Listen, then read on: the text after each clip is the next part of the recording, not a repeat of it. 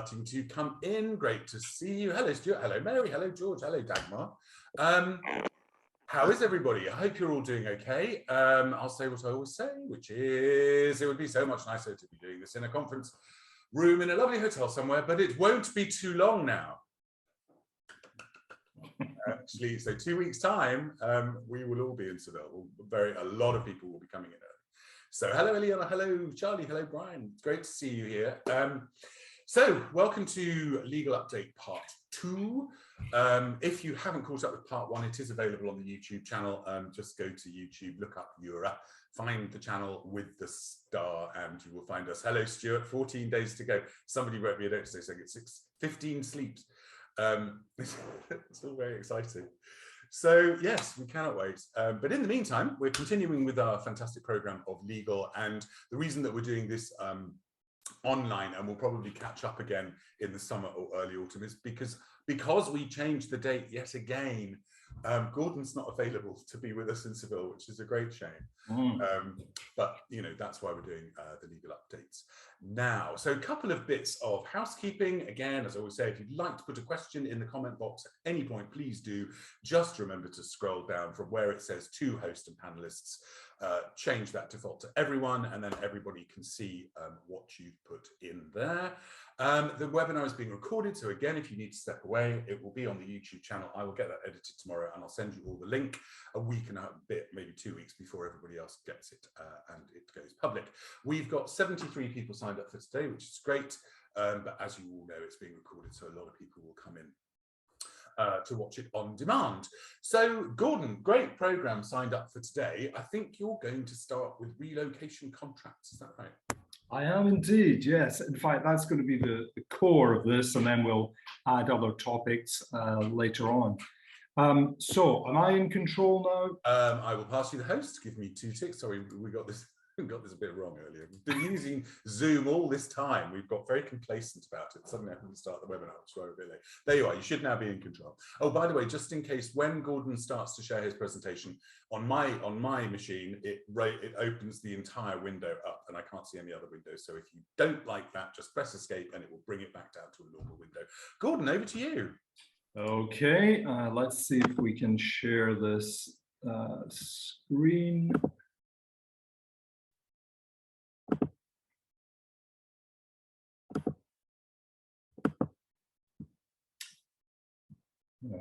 Okay, is that working your end on? Yep, all looking good. Right, we're good. Okay, yeah, sorry not to be in Seville and delivering this personally. The idea of the 2 sessions which we'd introduced in previous EuRA conferences was to take a topic, and I would talk for maybe 15 minutes, invite questions as I was going through, and then we'd have a kind of free-for-all at the end on that topic, but inevitably we would cover other legal compliance issues as well.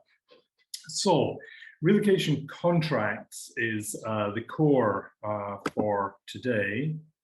And though before I do it, I've added in this slide because I've had a few follow-up conversations with EuRA members looking back to the last data protection session. And the first thing that came up was clarity around the dates when new clauses are coming in. And this is where you want to transfer personal data outside the EEA or outside the UK. And there have been some changes in the clauses that have to be used. This only applies if it's going outside the UK or the EEA, and also not going to a country which is regarded as having adequate alternative provisions. So if, for example, you're sending data to Canada, for example, and I think Korea is the latest country that's coming on board, where they're regarded as having equivalent data protection law in place and protection for privacy, then you don't need to use these special clauses. But for, let's say, United States or Australia, India, China, if you're moving data there, then the EU has now issued new forms of standard contractual clauses, and they came into force September last year. If you're using old ones, then you're meant to be updating these by the end of this calendar year. So by December, end of December this year.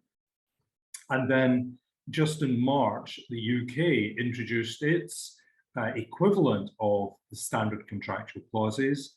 So if you're moving data from the UK to one of these countries I mentioned, then you now have to use the International Data Transfer Agreement. That's new. The guidelines for its use have not even been issued yet, but the document itself is now in force. If you move data from both the UK and the EEA, you use the European standard contractual clauses with a UK addendum. So it's not the simplest and most straightforward of developments, but I'm certainly happy if anyone wants to contact me. And in fact, my EuRA email address is at the bottom of this slide. If you're struggling to get your head around what you should or shouldn't be doing, please get in touch. And the last one to mention there was the new transatlantic data privacy framework. This has been agreed at governmental level between the US and the EU, but there's no start date. We don't have the actual framework document itself. But the great news about that is it will allow us to start moving data from Europe to the United States based on this framework. It's a bit like the US being declared again as a country with adequacy in terms of its laws. And just to mention one other very specific thing that I was asked about, and this is about when you're holding the data of your own employees and what happens when an employee leaves.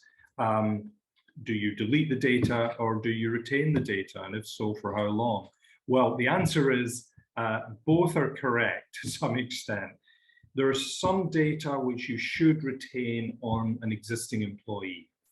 Tax records, the ability to provide references to future employers, and pension arrangements.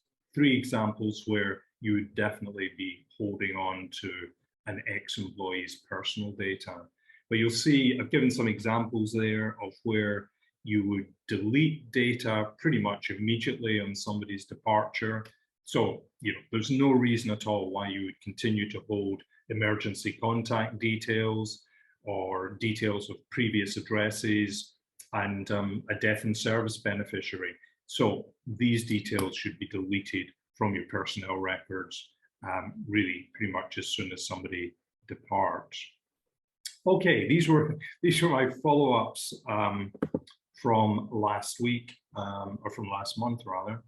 Let me now just move in to look at contracts. Let's start from the real basics. Why do we need contracts? The great thing about a contract, when it works well, it should be about, here are the services that are being provided, and here are the prices, here are the service levels.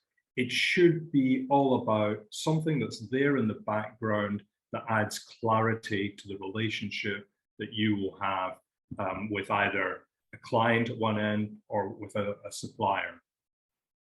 And the problem is that the contracts are becoming longer and longer. This is a continuing development, and it can be difficult if you don't have your own in-house legal department, which most EuRA members don't have the luxury of having a legal department, of course. And so it's all about identifying in a contract what really matters. If you're the one who's landed with reading through this 60-page document or whatever, how do you go about it? And I tend to look at it in 2 parts. The specific clauses that relate to the particular service that you're going to be delivering, or buying in, the pricing that goes with that, all the things that relate to your particular relationship that you're creating with a new client or new partner or supplier. And then there are the standard clauses, the terms and conditions, the T's and C's, which by and large will take up a large part of the contract. And it's identifying in there, is there anything that causes me some concern? But they will tend to be standard in their nature. And then we have the types of contracts that we see in our industry. And I feel they fall into four broad categories. At the top end, as it were, we have the global relocation service contracts between a major multinational employer and typically a relocation management company. They can be global, they might be regional. And then we have the contracts which are entered into by an RMC or directly by an employer with the DSP for DSP services. And the DSP in turn may have contracts, or almost certainly will have contracts, with a combination of some local suppliers and self-employed consultants, for example. And then for completeness, there are the contracts that a DSP would enter into with their private clients, which are quite different from other relocation contracts. And I'll pick up on some aspects of these later. So you have this large contract, draft contract that's arrived on your desk. What are the things you look at first? I tend to focus very much on the financial clauses. And that's my starting point. And there are a number of things in particular I would be typically looking at. Firstly, invoice payment terms. How quickly will my invoices be paid? That could be anything from 30 days, 45 days, 60 days. Obviously, you want them to be 30 days if at all possible. And they will vary depending to some extent on the nature of the contract. Who is it a global corporate client behind this, and their terms are 45 days, whatever. What the particular one to avoid that can creep in is a provision that you will be paid for your services when your client in turn is paid by their ultimate client, and that would normally be an unacceptable payment term. And then if you are paid later than the 30 days or the 45 days, whatever is in the contract, are you entitled to interest on that? In an ideal world, you clearly would be if your client is consistently paying you outside these terms. One thing it's important to look at is the details of the client's invoicing process. And again, in the context of international work, working with large multinationals, you can find that there's quite an intricate system for getting your invoices approved and then paid. And you need to make sure that you fully understand how that process works. If you need clarity, get clarity up front, because there's nothing worse than putting invoices in on the due date and they get stuck in the system, and you know, a month later, 2 months later, somebody from accounts explains to you why your invoice is not being processed, and you look at the fine print of the contract, and only then do you understand, aha, I'm not doing this properly. Third-party costs can cause a bit of a problem. It's important to know what disbursements, if any, that you are expected to make under that contract. So you're using your cash, and if you are having to make disbursements to a third party, in an ideal world, you may have a deposit that is lodged with you up front to pay these costs. that can be difficult to negotiate. But rather than having to wait, let's say 45 days for reimbursement for third-party costs, maybe you should be separating that out and saying disbursements will go through an accelerated process and you'll be repaid within 7 days, for example. So there are different ways of trying to negotiate that. Important to make sure that if any instructions are cancelled, that it's understood how you will be paid for these. And that can be very substantial. It may be a group move project. It may be things that you've already started working on that involve quite high volumes potentially, and then the project is cancelled. So it should be clear how you will be paid for these on some kind of pro rata basis. One to watch out for that can cause real anguish, particularly for smaller businesses, is where the client has put in an absolute deadline for invoices to be received.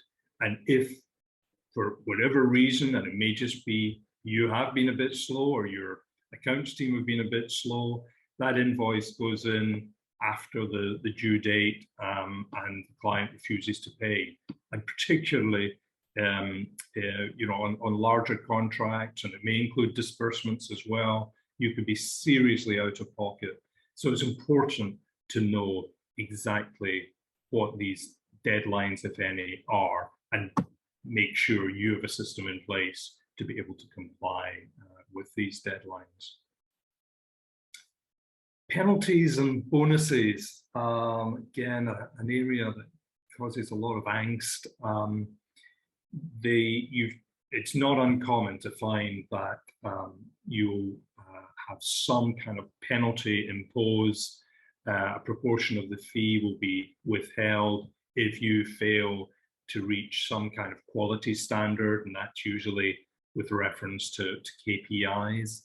But if there is some kind of penalty system for inadequate service in the eyes of the client, then perhaps you should also be negotiating some sort of bonus in the event of exceptional service. So that is an area where you really want to understand, do you think you're going to be making a fee of X, but in fact, in practice, it's going to be difficult to achieve that, and it's going to be X minus 10% or X minus 20%. So understanding exactly how penalties and ideally bonuses work is really important. KPIs I've mentioned. So often these are very lengthy and can almost be unhelpful. Instead of being about areas of key performance, it's like every aspect of performance. And I think it's important to be aware of where these are going to impact on your delivery of service. But my own preference was always to try and narrow these down to the things that really matter to the client, rather than being a huge long list of KPIs, which it's a bit like having too many targets. If you have too many targets, you end up no target at all. KPIs can be kind of like the same. And then a sneaky one to watch out for is where there is a discount based on the volume of cases. So you've put in your pricing, client then comes back or puts into a draft contract that there'll be some discount based on volume. Be careful that you're not having to pay that discount if you agree to it on all the cases. You should just be paying it once they've gone above that threshold, and that can make a huge difference to profitability on a contract. So that's financial clauses, and usually at this point I would be pausing, and people would be jumping up and down with examples of unfair contract clauses that they'd come across. So please put into the chat anything that you want to follow up on there. Okay, some other standard clauses, some relatively routine, others can be challenging. It's important to know the jurisdiction, which courts would be involved if there is a dispute. And in an ideal world, if you are providing services in Greece or Germany, you would want the courts of Greece or Germany and the law of Greece or Germany to be invoked for these disputes. But check that carefully, because it may be, let's say, for example, this is an American contract. It may be the state in which your American client is headquartered. And there may be little you can do about it, but you certainly need to be aware of it. It can also affect your insurance. Insurance premiums in Europe tend to be far higher if you enter contracts which have US jurisdiction. So that's something that if you are entering a contract and it's according to the state of Delaware, you would want to check with your broker that you were insured for if there were any claims arising out of that contract. And still on the difference between United States and Europe, employee background checks, there can sometimes be clauses in contracts requiring a whole list of things that you will do as an employer in order to check that you have suitable employees working on that client's files. The problem is that in Europe, the privacy threshold is far higher. You need to justify why you're carrying out detailed checks. And if you're in childcare, for example, then that justifies, of course, carrying out far more detailed checks. But if it's routine, as relocation services would be, then it's according to that country's laws, just exactly what checks you can and cannot carry out. And for example, requiring a new employee to submit to a drugs test, for example, would be unacceptable in most European countries. So just check carefully what you're agreeing to, because it may be impossible to deliver on particular background checks. Data protection clauses, I'm actually going to return to that in a moment, because I think, again, judging from the last session we had, people are having some issues around these. There would typically be an anti-bribery clause, and it depends which country you're in. Arguably, in most European countries, and the United States, for example, you don't need these clauses, because by law, if you're operating in these countries, you're subject, for example, to the Bribery Act 2010.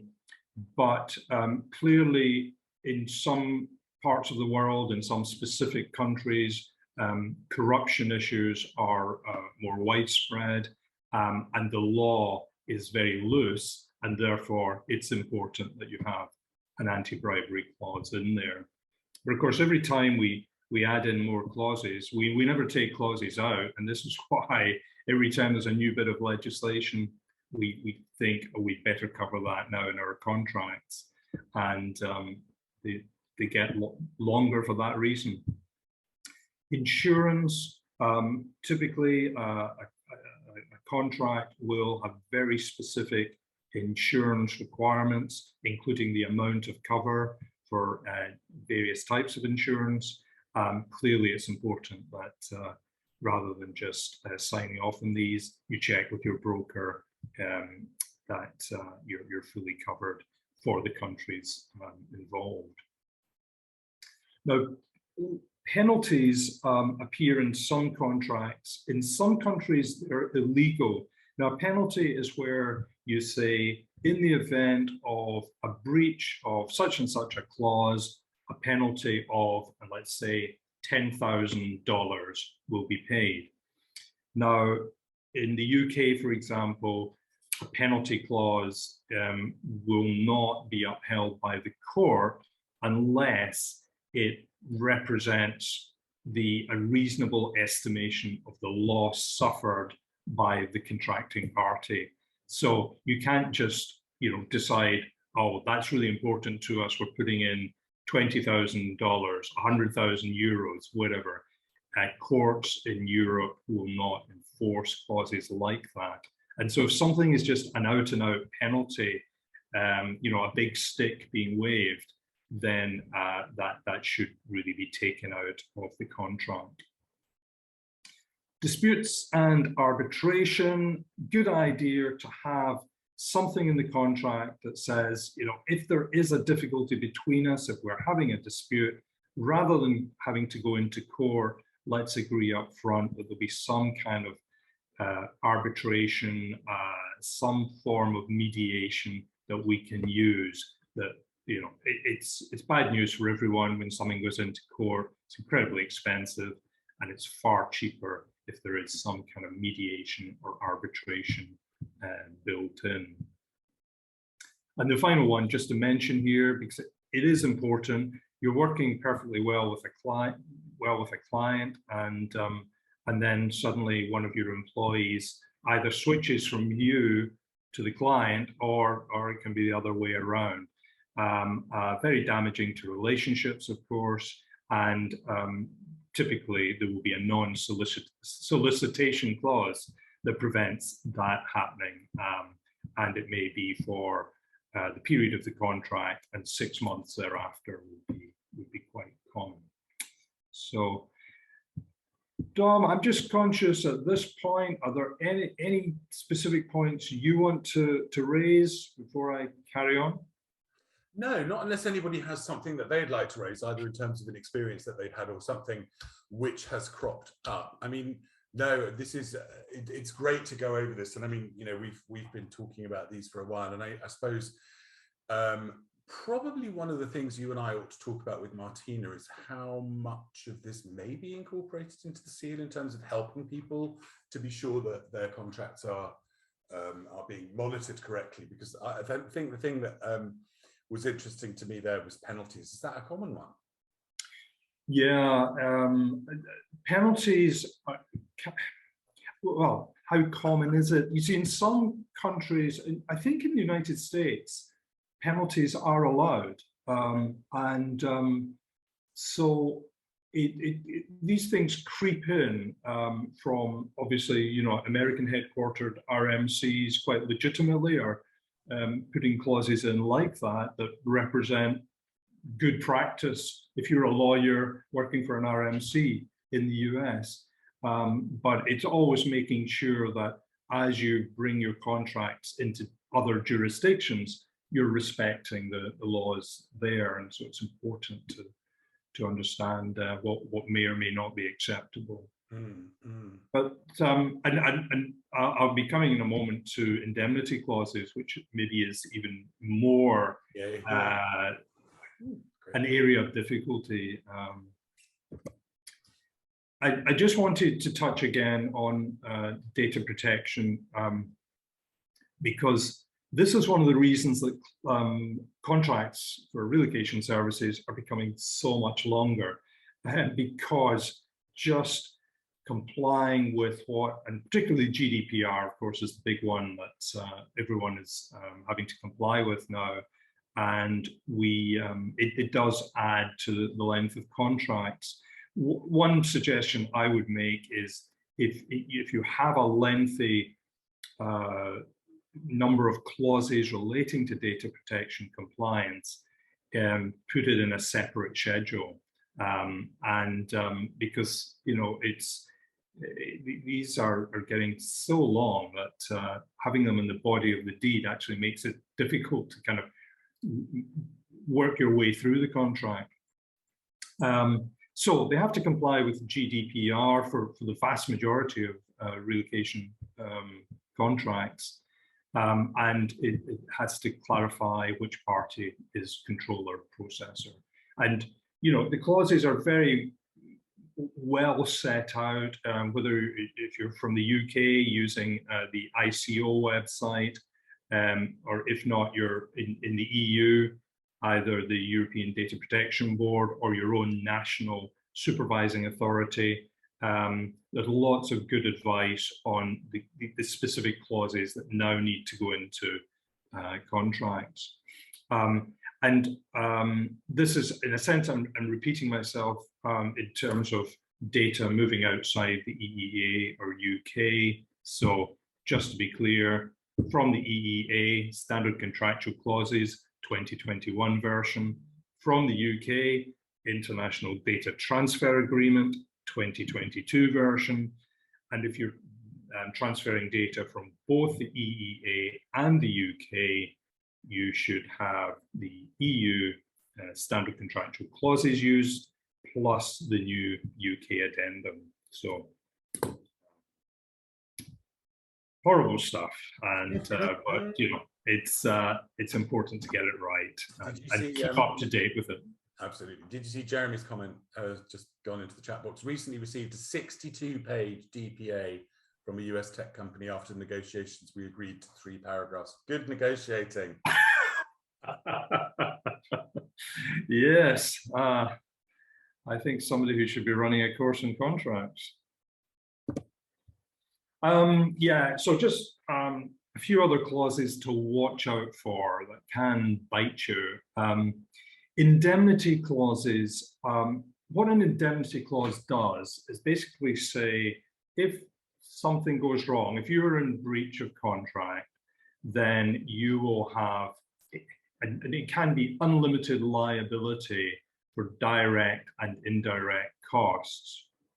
Now, where I've seen this working pretty badly from the point of view of a supplier in a contract is you could end up, for example, paying your clients all their legal costs, but they could be using the most expensive law firm in the world, frankly, and there's no limit on it. So really important that you understand what liability am I letting myself in for here, and ideally you should limit your liability either with reference to your insurance cover, which again is so important that all relocation businesses now do have professional indemnity cover, or you could try limiting it to the level of your fees. You know, it could be based on your fees in the last 3 months under that contract, or 6 months, or whatever. But unlimited liability can mean death for a relocation business. But apart from legal fees, there was something else I came across, which it was where the client had an ultimate corporate client in place. Something had gone wrong. I think it was on an immigration case, a relatively minor error which delayed somebody's move, and the relocation management company probably had agreed a settlement with the ultimate client, which was a very, very generous settlement. And the immigration firm, which had made a relatively minor error and didn't think there were huge consequences to it, ended up with this enormous bill or enormous claim against them. Because let's say, you know, I want to keep my client happy. Oh, your client's been delayed, your employee's been delayed by a month coming into the country. Important employee, will pay £50,000. You know, and then you reclaim it from the person at the end of that chain, in this case, the immigration advisor. So indemnity clauses need to be carefully thought through. They need to be tied in with insurance and limited as much as you can. Another nasty one that has come up is intellectual property rights. Now, this is where, let's say the DSP, they might provide an area guide to their location. It's something clearly a lot of intellectual effort and research has produced. And you sometimes find a clause that the intellectual property in anything that's provided under the contract moves to the client. So you have to be careful, what am I providing as part of my service, which I could find I've lost my intellectual property rights in it. And I don't think anyone intended that that be the case. I'd like to think it wasn't the case, but sometimes these clauses are drafted far too widely, and any intellectual property could result in ending up with the client rather than the poor supplier who produced it. Important to know, am I entering a framework agreement or an exclusive contract? A framework agreement really just says, here are all the terms and conditions, the pricing, the services, but we don't need to provide you with one case. We will provide you with an order as and when we decide to use you, but we may be using other suppliers in that area as well, or for that kind of service. So the value of that contract may actually be nothing like what it seems in theory. Obviously, if you can get an exclusive contract with the client having a right to terminate on, say, 90 days, that's a far more valuable contract in legal terms than a framework agreement, which may provide very little business. But in practice, obviously, framework agreements are very common. And in practice, if you have a good relationship with the client, business will flow under that agreement in line with your expectations. Unreasonable terms, we've touched on one or two of these. So how do you get rid of them? I take sort of different approaches depending on the circumstances. So if it's something that is basically illegal in my country, in my jurisdiction, for example, carrying out privacy checks that just would not be allowed, then that should be relatively easy, and pointing out to the lawyers on the other side that this is not possible in this country, and please remove it. It's harder once you get into things that a company will often say, well, these are our standard terms and conditions of business, and we're not prepared to vary them for this purpose. We use them for all kinds of contracts. If I feel it's still inappropriate, then trying to get a side letter can be valuable, where the client is just emailing to you that despite what clause 5.8 says, they confirm that in your case, there is no intention to enforce this clause, so something like that. Yeah, getting rid of unreasonable terms takes a bit of patience, but I think clarity of communication with your potential client about why, in the context of either your country or your range of services, it's unreasonable to request that.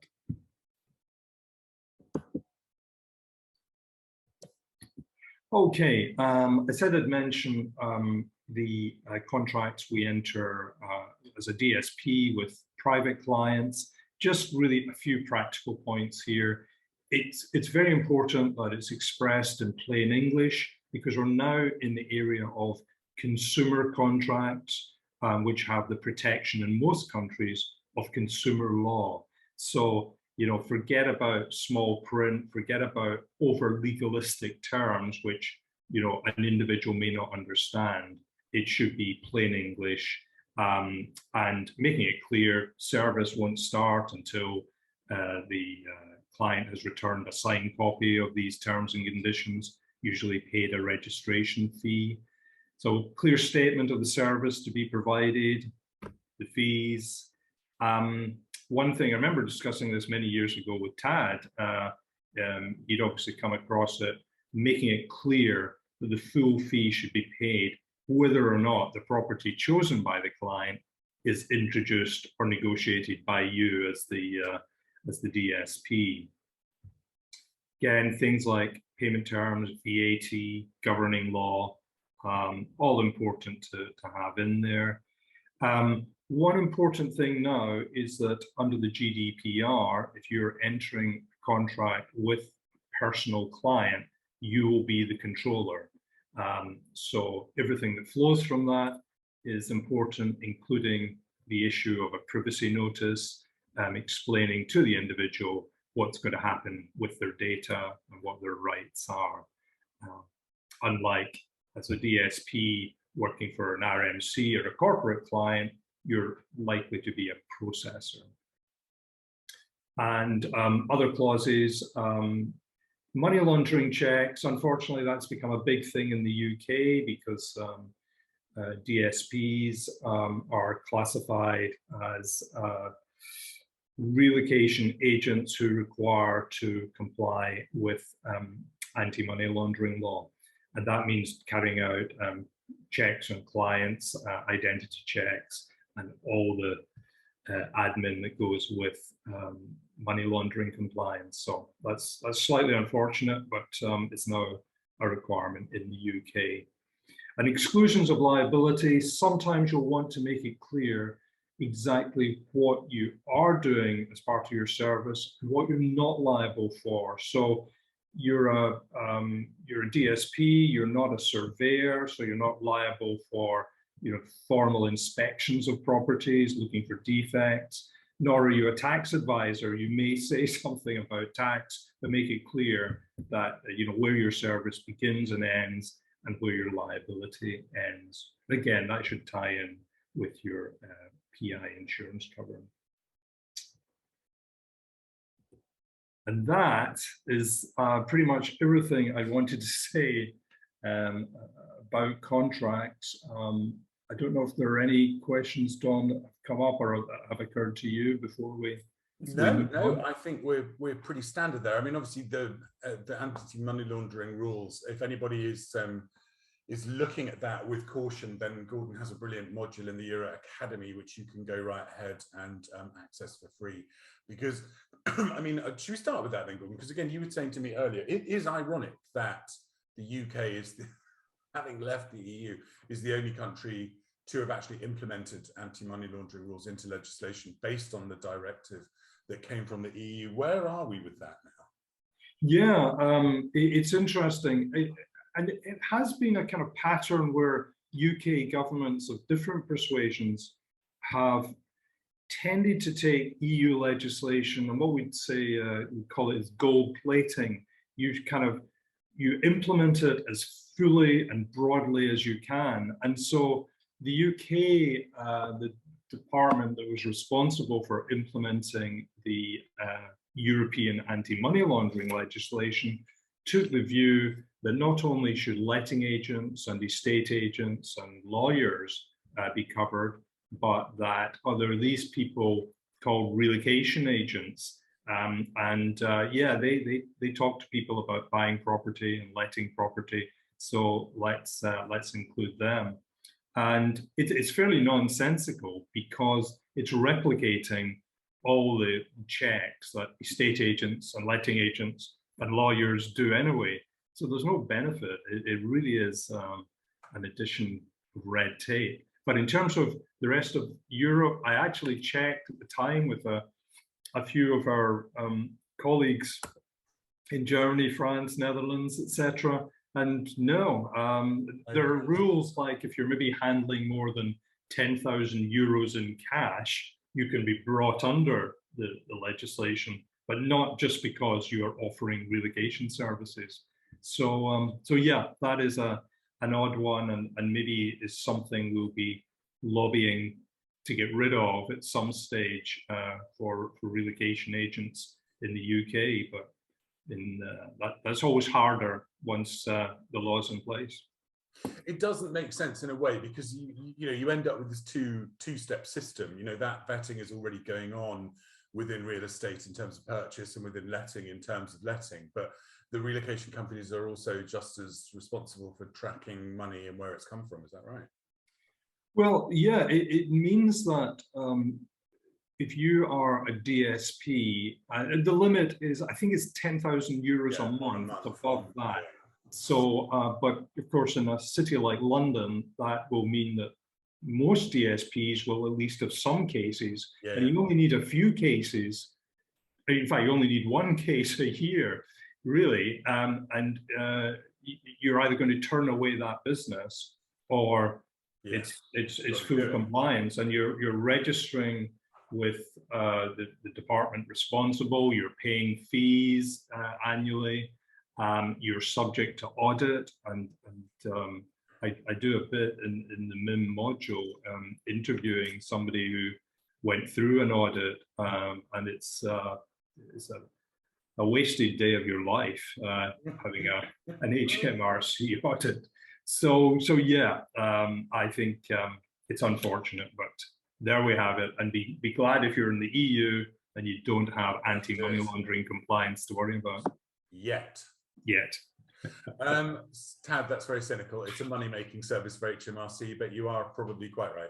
And what's ironic about that, and that brings me into a nice segue into sanctions, is that even though we have these very strict anti-money laundering rules, London is still being seen in the wake of the war as a very safe haven for an awful lot of money.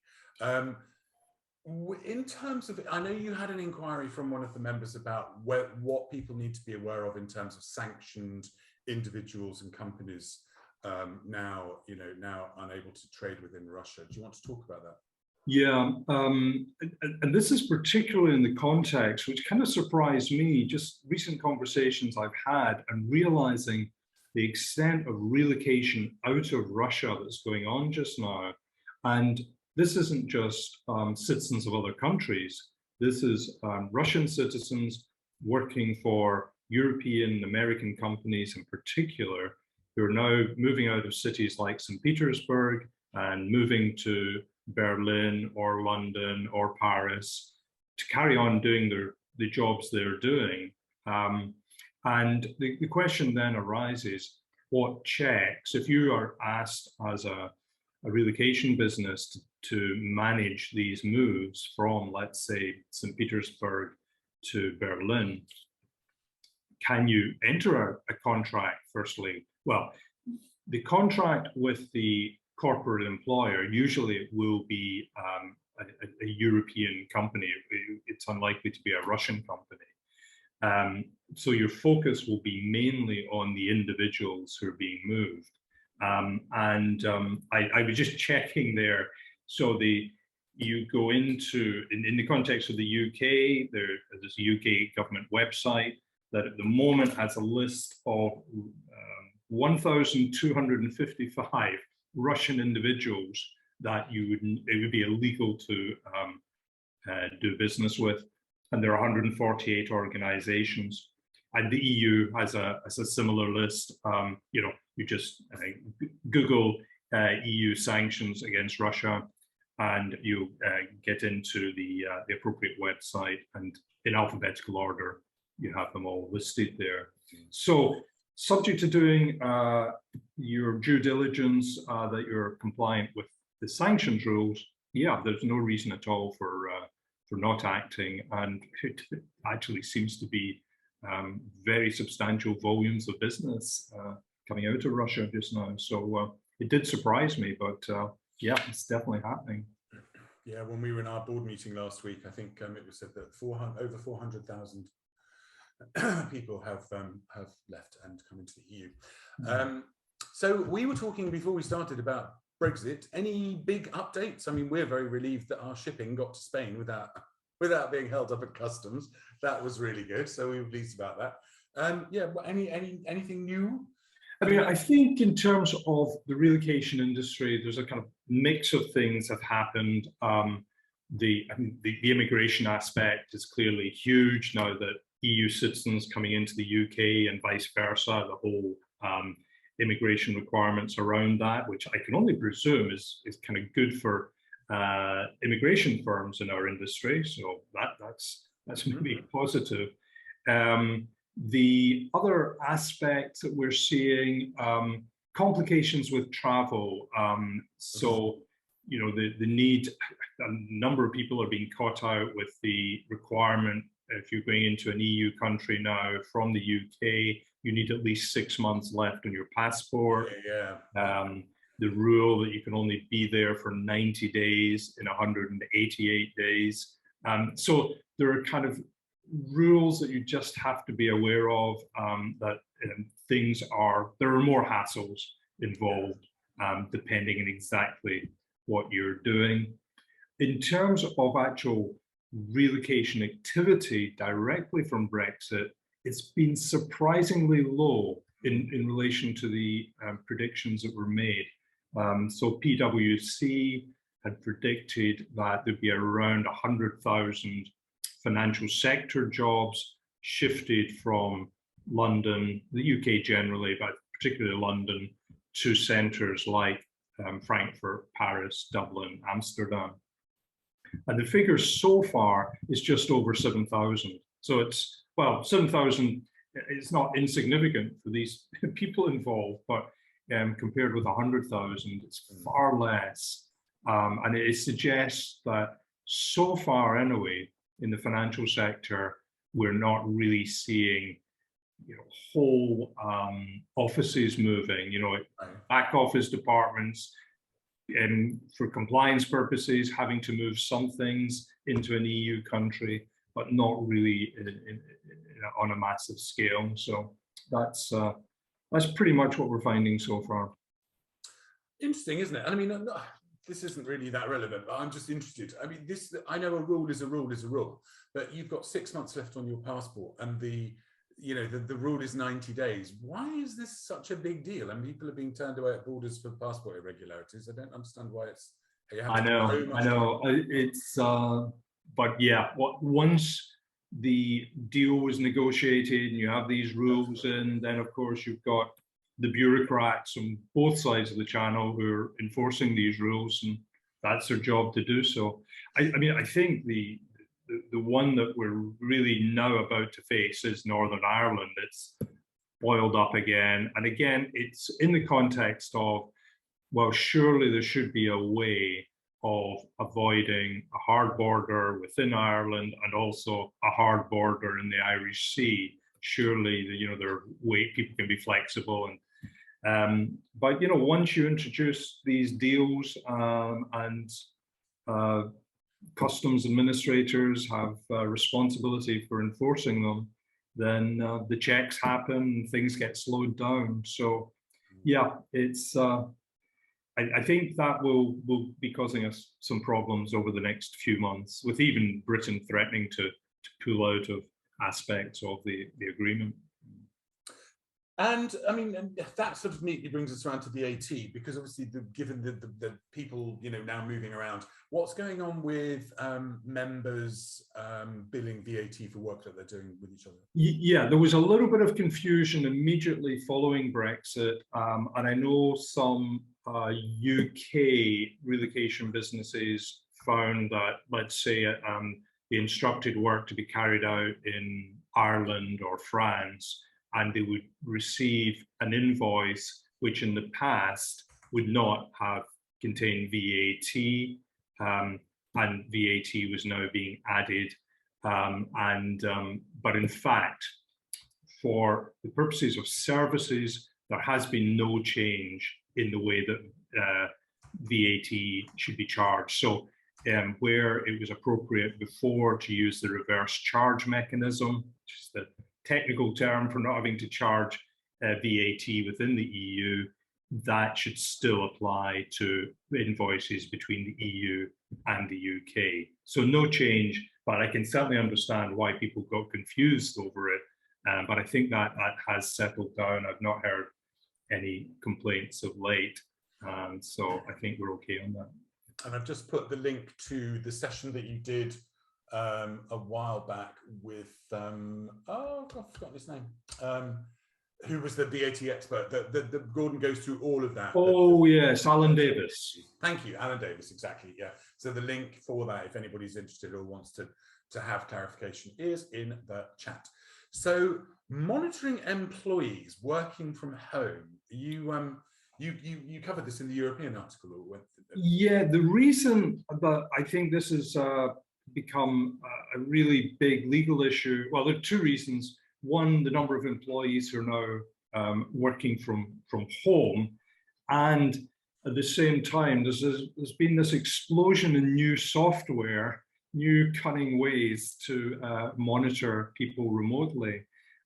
It's incredible what's happened. And actually, just even this month, a new law came out in New York, which restricted the ability of employers to monitor their employees. So what the law basically, and in most countries, the principle is that you can, if there's a business need, a justification in business terms, you can monitor what your employees are doing, but they have to be aware of it. So it's obviously important that if you are, particularly in the financial sector, traders working from home, there can be financial services rules about traders being monitored. So, that has to happen. But if you if you don't have a business justification for that particular type of monitoring, then you may actually end up with liability to your employees, or in the New York case, have introduced fines for employers who ignore the legislation.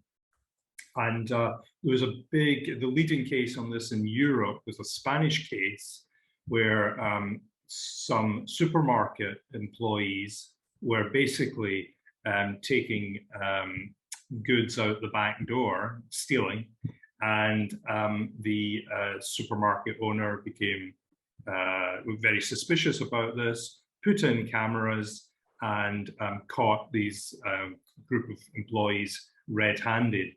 And the employees involved complained that their human rights had been breached, and it took it all the way to senior court on this. And the court held that while they hadn't been advised that monitoring was taking place for obvious reasons, then in that case where a crime was being committed, yes, it was a proportionate step that the employer took to monitor these employees. And so ridiculous though it sounds, if the employer had lost the case, they would have been liable in damages to their employees who've been stealing from them. So human rights law can sometimes create these odd situations, but in this particular case, the court held that no, the rights of the employer to avoid theft overrode the rights of the employees not to be monitored. Rightly so. I mean, that's it. And who pays the legal fees, or if you apply to the European Court of Human Rights? Because I mean, just thinking about what it was they were stealing. I mean, if it was a few bottles of Cava, that's an awful lot of stuff you've got to sell on the black market to pay the legal fees for that case. In fact, when it went to court, it was about 80,000 euros worth of stuff that they'd removed from the supermarket in a 10-day period. No way. This really? Was, yes. This wasn't pinching the odd bottle. I was going to say, no, that's a lot. Yeah, okay, that's brilliant. And just finally, before we wrap up, with the EuRA conference coming up in the next couple of weeks, competition law and what you can and can't talk about with your colleagues. Yeah, this is important. And the distinction is that while it's absolutely fine to talk to colleagues and competitors, for that matter, about areas of mutual interest, what you cannot do, and what would provoke potentially a substantial fine, is to agree to take some kind of collective action. So that's the line in the sand that has to be drawn. Do not agree on any joint actions, but discuss anything you'd like to discuss at the conference. That's absolutely fine, and preferably don't discuss pricing, because you're then falling into collective action by implication. No, conferences should be used to discuss areas of mutual interest, and that's what EuRA conferences excel at. Gordon, thank you so much. That was a fascinating session as always. It's really great to be able to do these and keep everybody up to date. And again, like I said before, we'll run this again before the end of the year, just for things that have changed, to make sure that, you know, everybody is up to date with what's going on. But thank you to everybody who signed up for today. As I say, I'll get the edit done and put online tomorrow. That'll go on to the YouTube channel. And I'll send you the link before anybody else gets it, because you took the trouble to sign up. And please feel free to distribute that link across to anybody that you think it would be useful for. Gordon, thank you again. Absolutely brilliant. I'll reclaim the host, because then it will make sure that I get the recording back. Thank you to everybody who joined us today. To those of you who are on the call, who are coming to the Seville conference, I cannot wait to see you in 2 weeks' time. We are all very excited. Gordon, I'm really sorry that we won't see you, but we will get the opportunity to catch up, I know, during the summer. But Gordon, thank you again for everything. Ladies and gentlemen who are on the call, thank you again for joining us. And like I say, if you have any further questions, you can contact Gordon through his EuRA email address, which is gordon@eura-relocation.com, or through LinkedIn. There's a LinkedIn page, and through Gordon's LinkedIn profile as well. So thanks, everybody. Great to see you. And thank you again, Gordon. Great to see you too. Cheers, everybody. Bye-bye. Bye.